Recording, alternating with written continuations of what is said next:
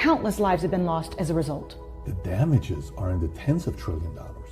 All of this could have been mitigated if we just ascertain what is known and a known hushed up secret that the Chinese knew for 6 weeks about the virus before saying anything on the global stage to get a trade deal signed.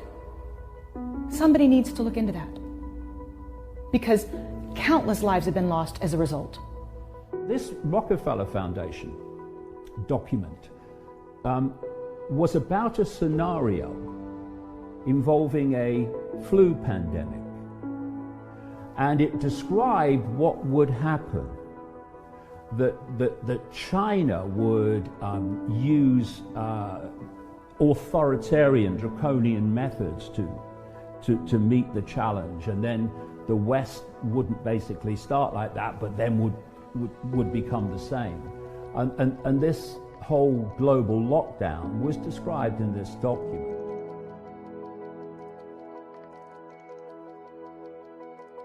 I'm Christian at heart, and I like to think that nobody would want to kill people. I will say this much, and if you're listening, write it down.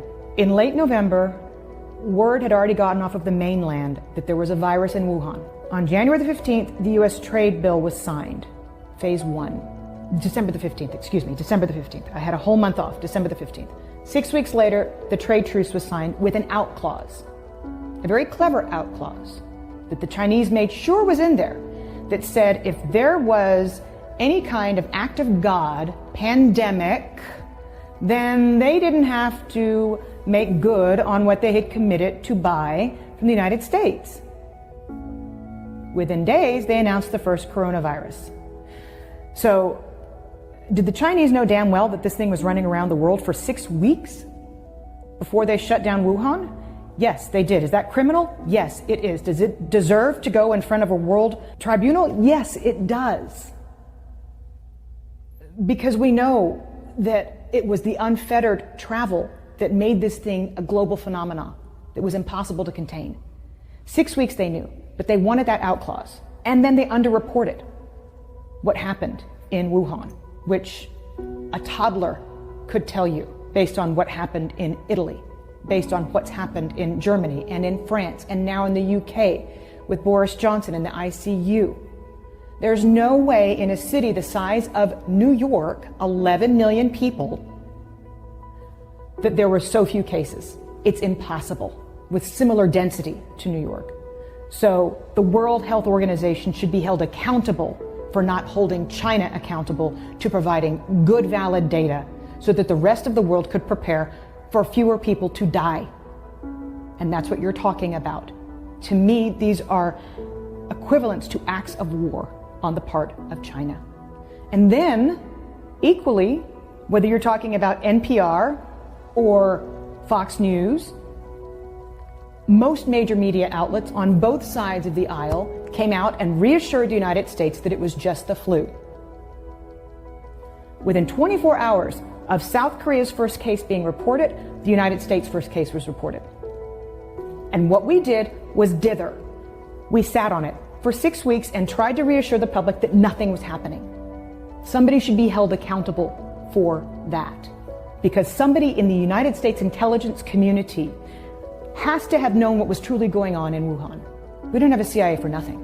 And yet we told Americans for 6 weeks, while South Korea was testing everybody and shutting the country down, that it was just going to be the flu.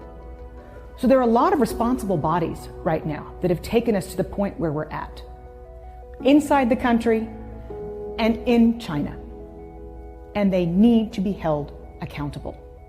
So you don't even have to get on the discussion as to whether or not this was a manufactured virus and set upon the world. You don't even have to go that far. If we find that in future investigations, then that needs to be prosecuted. But if we just ascertain what is known and a known hushed up secret that the Chinese knew for 6 weeks about the virus before saying anything on the global stage to get a trade deal signed, somebody needs to look into that, because countless lives have been lost as a result. The damages are in the tens of trillions of dollars. We're not talking about small here if that's the case. No, we're not. And we're talking about people losing their family members, and we're talking about trillions of, we're talking about suicides in the future, we're talking about economic hardship. All of this could have been mitigated had China been honest and had the World Health Organization made China accountable. Let me ask you, who do you trust the least? Iran, Russia, or China? China. China's got more economic power. Because of that, or because they don't have a free press and because we can't really know what the hell is going on over there? Well, that's just a kicker, but you don't really know what's going on in Iran either. You had global satellite images in Iran showing mass graves. Iran underreported the same. And you can't tell me that in the cold of winter that Russia has as many cases as it's reporting. But at last check, China's 17% of global GDP.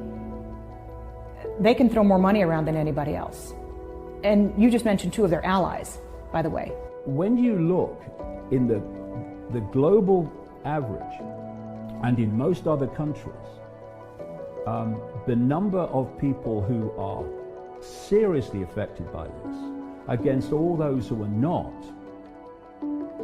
the way the whole economic system is being shut down is suicide. And what happens when it reaches a point where